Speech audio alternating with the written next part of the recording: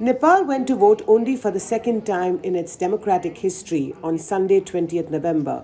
But only the day before, several Nepalis undertook a regular pilgrimage to the temple of the living goddess, the Kumari, in the Basantapur temple complex in the heart of Kathmandu to get blessed by her.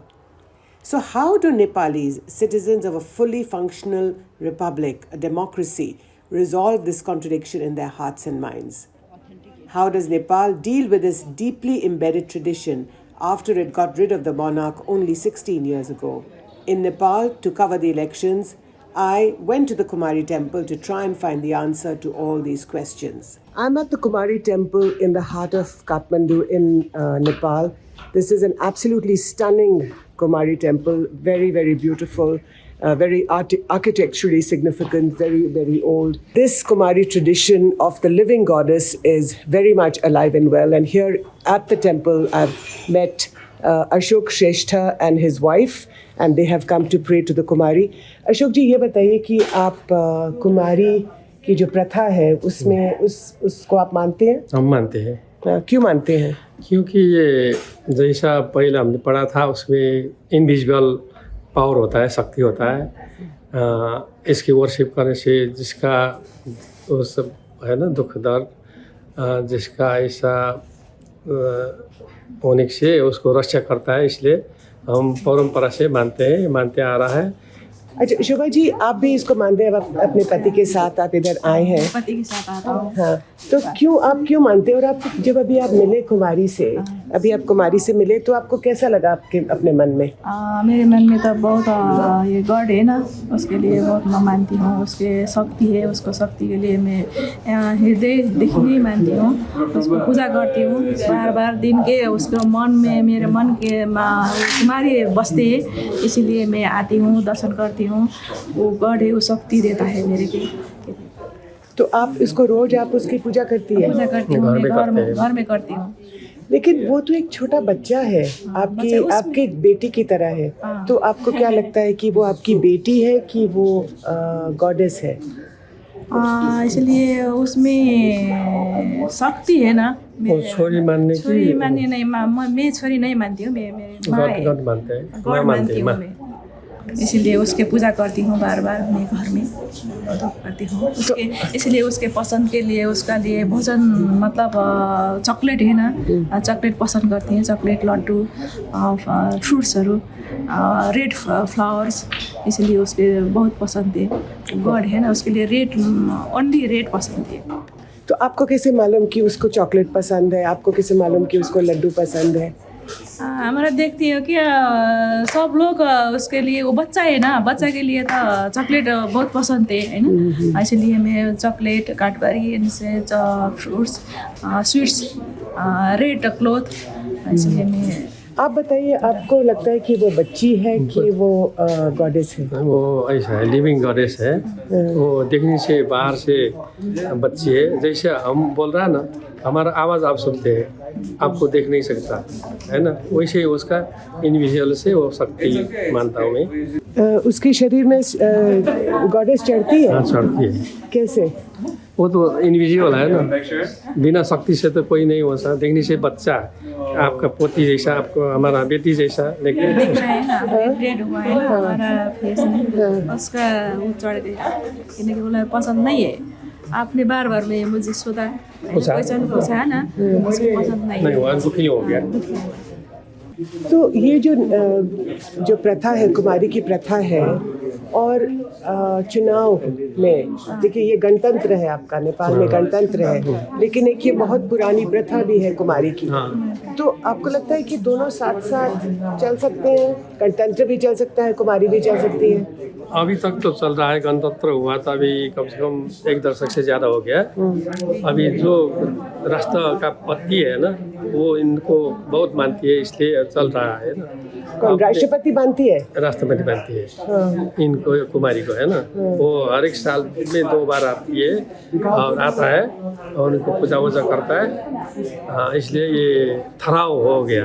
तो ये जो आपकी जो राष्ट्रपति है विद्या भंडारी, वो भी आती है कुमारी के पास और वो अपना सिर छूती है, कुमारी को सिर झुकती है और दर्शन करती है। तो ये ठीक बात है? ऐसा है, आस्था है। एक तो आस्था होने से प्रचलन में ये, लेकिन वो तो माओवादी हिमालय का पार्टी है। वो जैसा आपने अंदर से क्या पूछने वाली है, अब वो जो माओवादी है, जो वो है ना, वो हिमालय, वो लोग इनको नहीं मानता, उनका सिद्धांत सिद्धांत नहीं मानता है।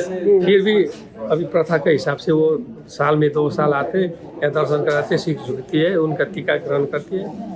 ये प्रथा है यहाँ पर और इसको जारी रखना चाहिए। हाँ, आपको भी लगता है कि इसको जारी रखना चाहिए? Thank you. Okay. Well, there you have it. The pratha of the Kumaris, the tradition of the Kumaris, the age-old. It's more than a couple of 100 years old.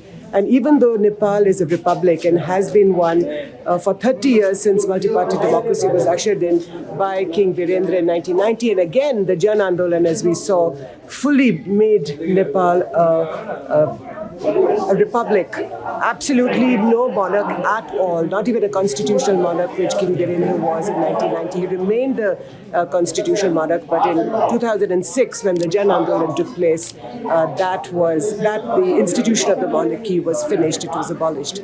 But some institutions, some traditions remain, and one of them is the institution or the tradition of the Kumari. Namrata Sharma is one of Nepal's most experienced women journalists. She has seen the tradition of the living goddess evolve over the years. How the Kumari, really a child, is now allowed to get married, even have children. How when she is stripped naked and her body examined for any kind of injury or wounds before she can be selected to become the Kumari, she must now be accompanied by elderly women guardians. And how, in the aftermath of Nepal becoming a full republic, and after the end of the monarchy in 2016, how the president of the country, Bidya Devi Bhandari, today comes to pray in front of her in place of the king. I'm with Namrata Sharma, one of Nepal's senior-most women journalists, and we are here at this Kumari temple in the heart of Kathmandu. Namrata, what do you feel about this tradition of the living goddess? Jyoti, you won't believe this, but this is the first time I've actually come in to see Kumari live. Because I don't like this whole concept of a little child being worshipped. But in the Nepali culture, like in the Hindu culture actually, it happens in India too, girls before reaching poverty are Kumaris and they are worshipped. Puberty? Yeah, before reaching puberty are Kumaris. And they are worshipped in their homes. You know? In Nepali homes, even during Durga Puja, they worship girls who have not reached puberty as, incarnation of God Durga. But then, as soon as they reach puberty, exclusion of still discriminating them as menstruating girls are. And then they are married and sent off to the homes, or husband's homes, let's say. And then also, the girl whose feet all the members of the family used to touch with their forehead, literally, even now, Kumaris.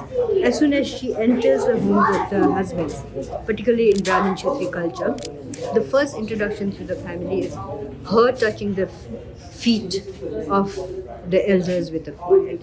You see, so the Kumari, the living goddess, also has to do that when she gets married. Does she get married at all? Actually, there is an overall thing that she cannot get married, But after the restoration of democracy in Nepal with the feminist movement, there has been lots of protest against this whole system of Kumari. And now the Kumaris get tuitions at home. And after completing once Kumari gets selected, there's a whole process, she gets selected, her body is checked, she can't have signs, she belongs to a certain dynasty. In Kathmandu here, it's the Sakya dynasty. So And when you in- say, sorry to interrupt, but when you say it can't have signs of what? Like injury? wound, bleeding before she's selected, you see. And then after So before she's passed- selected, there must be many girls or many Kumaris of age 5, 6, 7, and then they check them for signs of injury or marks or wounds. in the body. Actually, they are kind of, the body is completely revealed and it's just. So we had raised voice against this also. Nepal is now a republic. 48 It's no different longer temples. a monarchy. It's no One longer a people died, kingdom. one hour It's a to republic, one multi-party democracy. But still, the fact that you have this tradition, what does that mean in a multi-party democracy? That's the interesting part in Nepal, Look at how in elections also the political parties and candidates are crossing ideologies and they're still contesting. And then we have systems like this going on in federal Nepali. So, well, okay, people preserve traditions, cultures, but traditions and cultures were completely contradictory to human rights and child rights. And Nepal is party to all the human rights declarations, all the child rights declarations, and still this goes on. It's protected by the state. Earlier the king used to bow only to one person, and that is Goddess Kumari, right? But does the king still come here? I mean, the former king, Gyadendra, does he still come here? in the monarchy, the king used to come, and the only person that can bow down was Kumari. And there are several events where Kumari gives darshan, right? To the former king? Yes. And now, instead of the king, we have the president of the Republic State of Nepal, and the president comes to worship during those times. So one thing that really struck me, Namrata, was that when you said that President Bidya Bhandari, she's a woman. She's coming to touch her, bow down in front of this living goddess. But only a few days ago, she returned for the second time, she returned a bill, an amendment to the constitution, in which Nepali women who marry foreigners, including, say, Indian men or any other foreigner, they will be stripped of their citizenship. Now that is very unequal. While Nepali men who marry foreign women, they can keep their citizenship, and that's very strange, isn't it? See, the citizenship bill of Nepal has been in controversy for several years now. And the feminist movement has been talking that there has to be equal laws for both men and women. So the sons-in-laws of Nepal shouldn't have to wait eternally to get their visas. And the daughters-in-laws shouldn't have, reasons and steps to fulfill. As soon as they come in, they should be given the citizenship. What the argument shown over here is they keep on saying that even in India, they have to wait for 7 years. But we have been writing that in India, once a daughter-in-law goes in there or a son-in-law, they get the ration cards. So they start getting the support of the Indian support system. But here you have to keep on waiting and your voting right is not there, and politically you start becoming discriminated. So we have been voicing that. And Bidya Devi Bhandari in the past, as a politician of Nepal, has not been very supportive of the citizenship right. But during this time, she has put a stand to it, which is good. We support that. But But she returned the bill. She returned the bill for the second time. She returned the bill for the second time, which gives these constitutional rights to Nepali women. Exactly. So in the first time, she returned it. The second time also she returned it. Yeah. And then her stands, so she comes from the left stream. And if you start analyzing how the politicians of Nepal are trying to actually, I call it a kind of camouflaging, and trying to mislead the people on what ideology they belong. And not only Kumari, even during Tej has become a big thing in Nepal over the years. And some people are also trying to relate it with, attach it with women's empowerment and movement. And in Tej, Bidya Devi Bhandari, earlier the queen used to go, all the army and the police used to make way for her to go to the Pashupati temple to worship in Tej. And now Bidya Devi Bhandari goes. So, if you analyze all these things, the question to be asked in Nepal coming up as a federal democratic country, from absolute monarchy is what are the value systems that the politicians are trying to embed into Nepal's culture, and what is it that the people of Nepal are also taking into the new value system? That's a question I keep asking, actually. So this clash between the old and the new that you see very much alive and well in Nepal. Namrata, thank you so much for your time. Thank you for speaking to The Print. This is Jyoti Malhotra in Kathmandu at the Kumari temple for The Print.